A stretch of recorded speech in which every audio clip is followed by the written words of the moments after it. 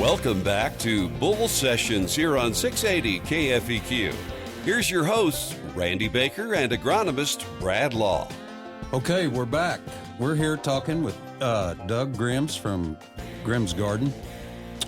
We want to continue that conversation. We're on the subject of trees, Bradley, so help me remember that we want to bring some more of that up. Trees and flowers. Flowers and blueberries. I'm really intrigued with that. I love blueberries. You're more interested in the berries. I wonder why that bug doesn't bother them as much. Yeah, but we're going to ask him our all lady listeners are interested in flowers, so why don't you do your lady in ag? Is that my cue? That is your cue. We do want to do that.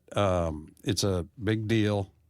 Our ladies in ag contribute so much, and they go unrecognized, I think, a lot. And at Bull Sessions, we're going to put a stop to that, right, Bradley? Right.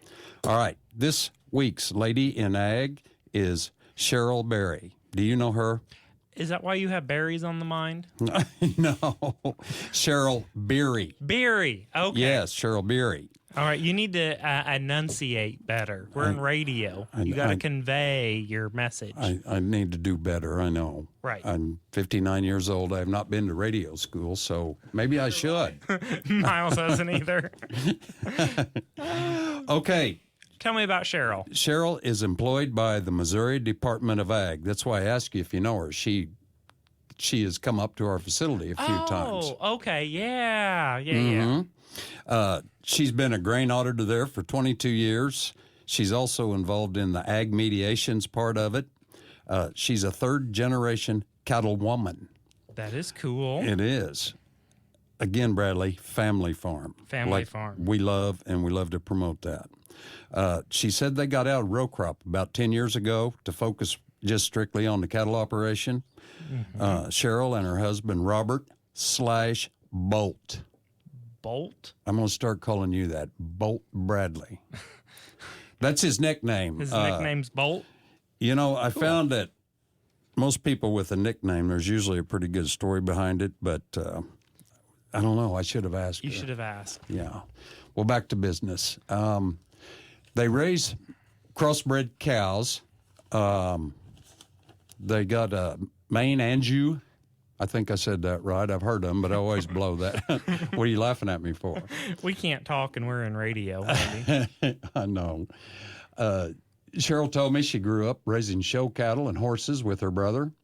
Her and Bolt raised some, they still do some now for 4-H kids, which that's a very good and loving thing to do. Mm-hmm. We like our 4-H'ers. They help the kids with 4-H. Yeah, we need to get some of them on one of these days. Mm-hmm. Again, another lady in ag working every day for agriculture, the family. It's all good for the state of Missouri, too, which we also love. So God's blessings on Cheryl and the whole Beery family. All right. Okay, Doug, we was talking about trees. Do you know any ladies in ag? Your wife is one as well. Yeah, we're certainly a family operation. That's what we're all about here. It's a special thing.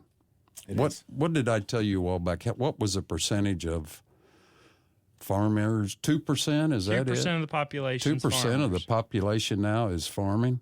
And then when you got a family where everybody can, it's a huge deal.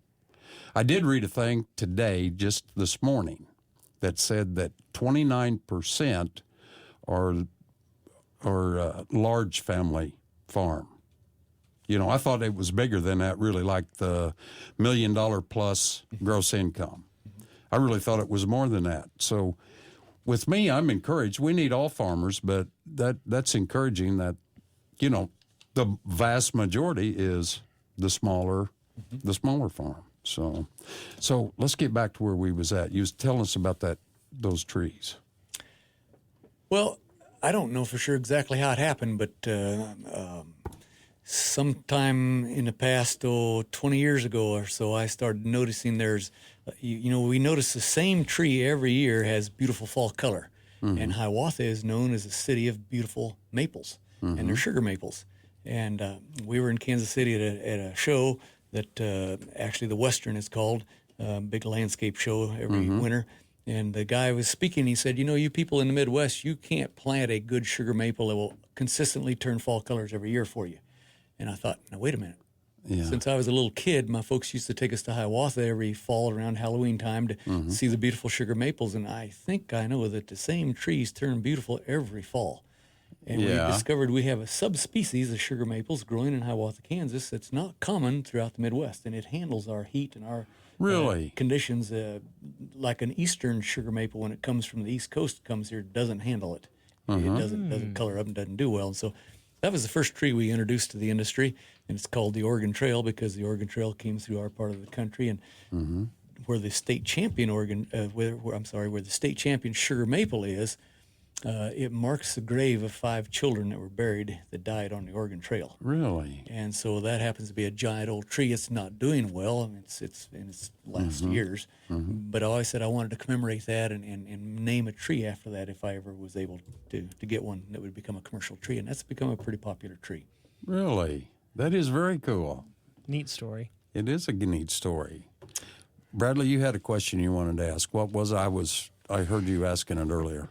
Well, I was wondering if we could get back to flowers because, you know, we talked about our ladies in ag and Cheryl Beery. You know, we like to keep the ladies in ag happy and flowers around the house make a lot of ladies happy.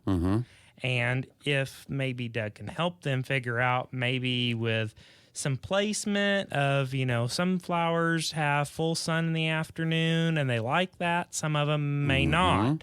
And if you're just going and you're buying what looks pretty and just buying and filling your cart with what looks pretty, it may work out good for you or it may not. And if we're going to spend that money, maybe we can spend it and do it effectively.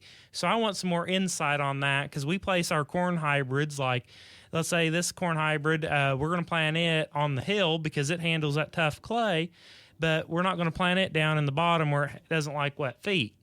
So we want to learn some more about these flowers because he knows more about flowers than anybody else in these rooms, and maybe he can help our ladies do it better. Or remember, happy wife is happy life. So if you've got your lady with good-looking flowers, she's going to be happy, and then it's good for you.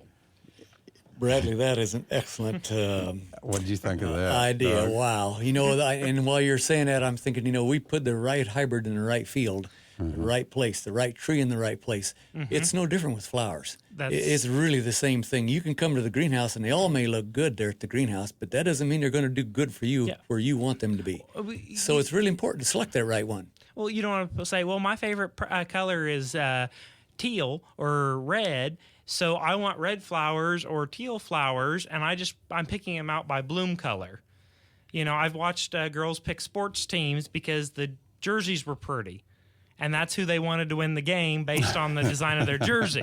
So with that mentality, you know, what's some flowers that we can place out here that I want ones that I can hit with a lawnmower, I don't have to water, and we can put them in just yellow nasty clay that the contractor left. What did he say about a happy wife? I want to run over him with a mower, and then he'll get that stuck.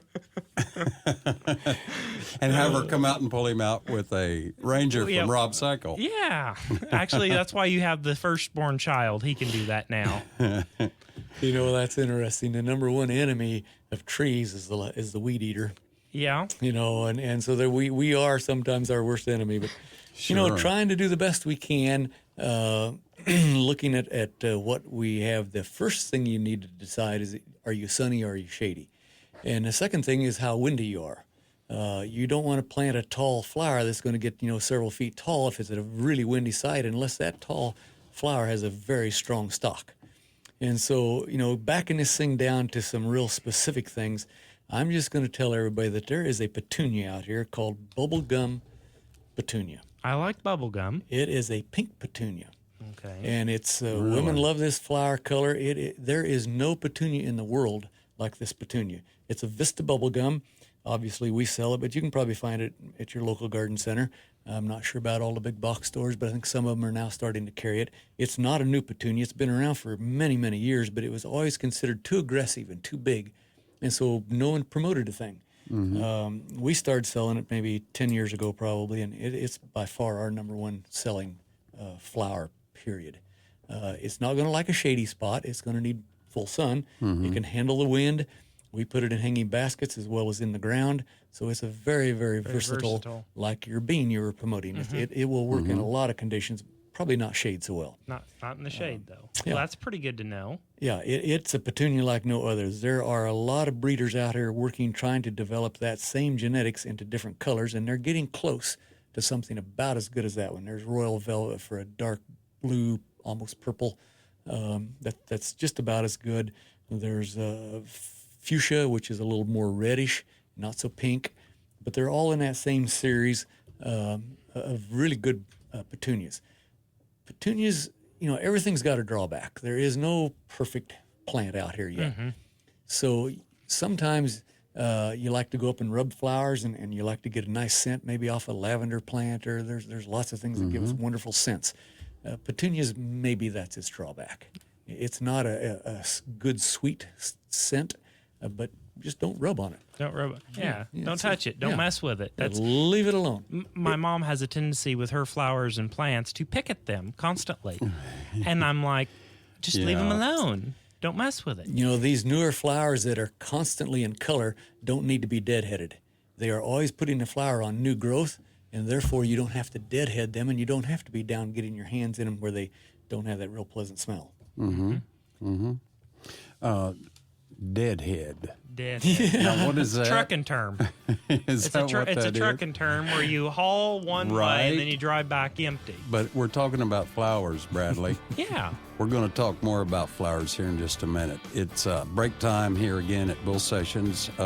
So we will be back in just a bit with Doug Grimm's Focus on the Farmer coming up right here on 680 KFEQ.